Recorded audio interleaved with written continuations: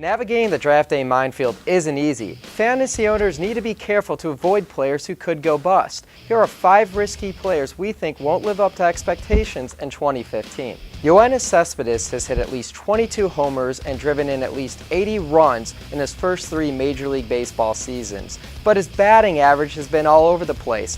Now with the Detroit Tigers playing in Comerica Park, that won't help his fly ball tendencies. You can find similar stats later in the draft. Speaking of a new home park, Seattle's Safeco Field is death to right-handed power, and it won't do Nelson Cruz any favors. Don't expect career numbers in a 40 home run season from Nelson Cruz, who only accomplished that last season because he avoided those usual nagging injuries. Phil Hughes found a new home in Minnesota last season where his fly ball tendencies didn't seem to hurt him as much in Minnesota as they did in New York.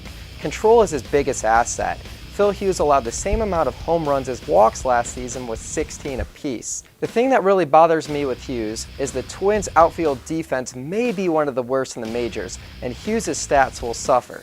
How long will Masahiro Tanaka's torn elbow ligament hold up? When healthy, he's dominant, but it doesn't seem to be a matter of if he'll need surgery, but when he'll need surgery. You may be able to get 20 starts out of Tanaka, but if you try to hang on to him for anything more and not trade him, you are playing with fire.